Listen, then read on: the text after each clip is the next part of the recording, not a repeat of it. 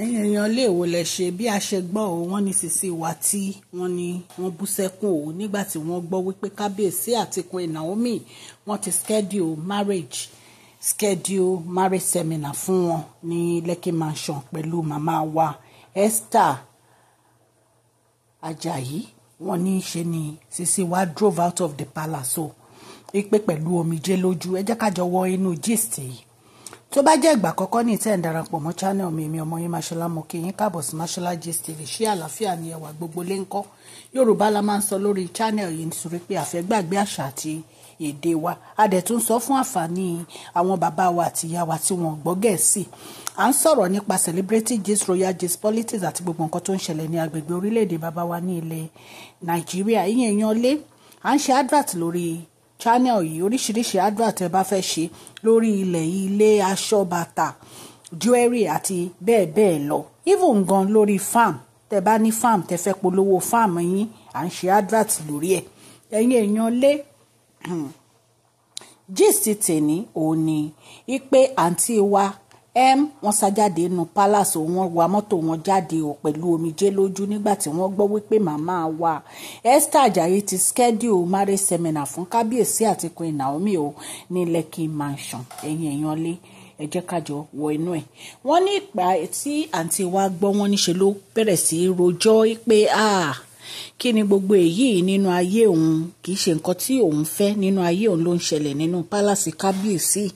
Ipe in fact gan ó tún pe àǹtí ẹ̀ pé òun fẹ́ lọ sí US, òun fẹ́ lọ sinmi, ipe òun need break, ipe wàhálà yìí ti pọ̀ jù fóun, ipa tìgbà tóun ti fẹ́ Kabiyesi òun ò ní fọkànbalẹ̀ nínú palace allegedly bá a ṣe gbọ́.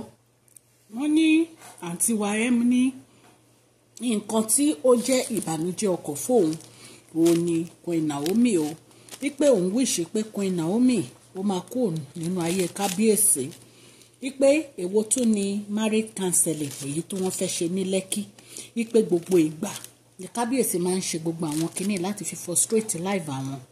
Ó láwọn ò ní sinmi nínú palace nítorí ọ̀rọ̀ Queen Naomi, wípé gbogbo ìgbà ni Kabiyesi máa ń ṣe èyí láti fi hurt wọn, wípé gbogbo nǹkan tí Kabiyesi ní láyé olórí orúkọ Queen Naomi ló wà.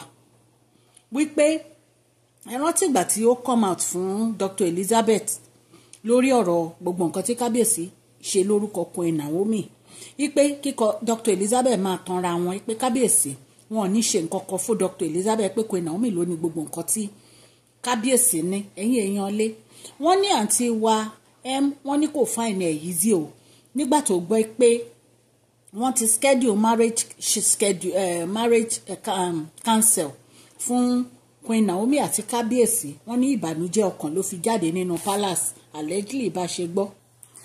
Mariam ń complain wípé Queen Naomi ní problem yẹn nínú palace. Ẹ̀yin ará lé mi ò mọ bí Queen Naomi ṣe jẹ́ problem yẹn nínú palace.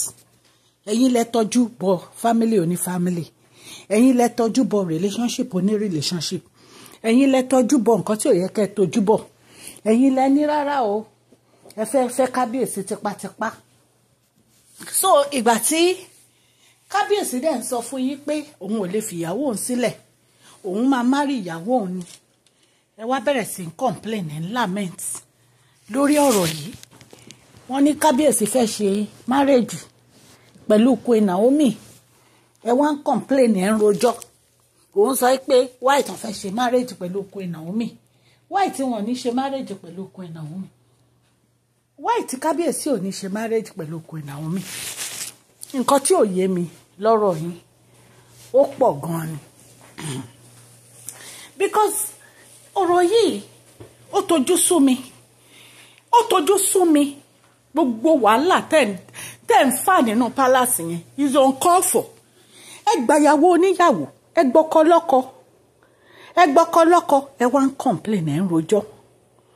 Gbogbo nǹkan tẹ́ ti ṣe náà kò sí gbogbo nǹkan tẹ́ ti ṣe lórí Kabiyesi àti Queen Naomi, ẹ rí pé pàbó ló ń já sí. Ọlọ́run kò fi àwọn tiẹ̀ sílẹ̀, ó dẹ̀ máa ń dúró tàwọn ọmọ ẹni. Queen Naomi nífẹ̀ẹ́ Ọlọ́run, wọ́n dẹ̀ nífẹ̀ẹ́ Ọlọ́run tọkàntọkàn ni. Wọ́n ní bí àǹtí wa bó ṣe bẹ̀rẹ̀ sí pé sister tó wà ní Amẹ́ríkà nìyẹn pò ń fẹ́ wá ṣe vacation. Wọ́n ní gbogbo àwọn tó wà ní palace ní kó máa lọ, àwọn ò tiẹ̀ lè wait kó kúrò ní palace, wípé nítorí pé wàhálà ẹ̀ ti pọ̀ jù. ó ní pé gbogbo nǹkan tí kábíyèsí ń ṣe wọ́n kàn treat àwọn bad ní nínú palace pé wọ́n treat àwọn dáadáa kí ló wá jókòó síbẹ̀ fún nígbà tí wọ́n mọ̀ pé kábíyèsí ò treat yín dáadáa nínú palace kí ló ń ṣe nínú palace kí ló dé tó kúrò nínú palace yẹn kò lọ ralé kò wà láàyè ẹ̀ ọkọ yín bá yín sọ̀rọ̀ ẹ̀gbọ́ ẹ̀ ń ṣagídí ẹ̀ níralé ẹ̀ ní kò nu palace nǹkan tójú yín bá rí ẹ máa fara mọ́ náà ni ẹ̀yin èèyàn ọlé bí a ṣe gbọ́ gist yẹn nìyẹn o ẹ jọ̀ọ́ mo fẹ́ advertise fún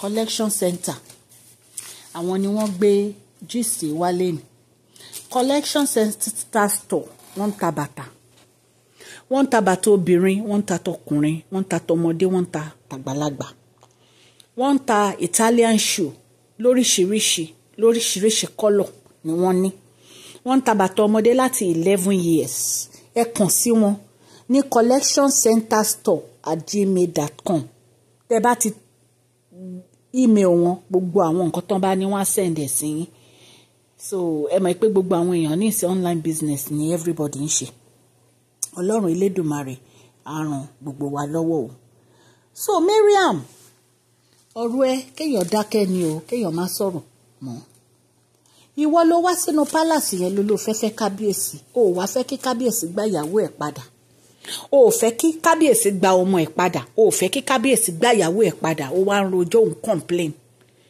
kábíyèsí ti sọ fún yín kẹ́ lọ ra lé ó bẹ́tà fún yín ó ṣe ń dá báyìí kẹ́ tètè lọ ra lé kẹ́ kó òun palace yẹn kí kábíyèsí tó change ẹ̀ tán fún yín pátápátá gist tèmi ìyẹn ara lé etí tẹ́ fi ń gbọ́ mi ò ní di ọwọ́ tẹ́ fi ń tẹ subscribe kò ní kan ìsàlẹ̀ àpò òkè ní ọlá yín á máa lọ please share this video like and subscribe God bless you all.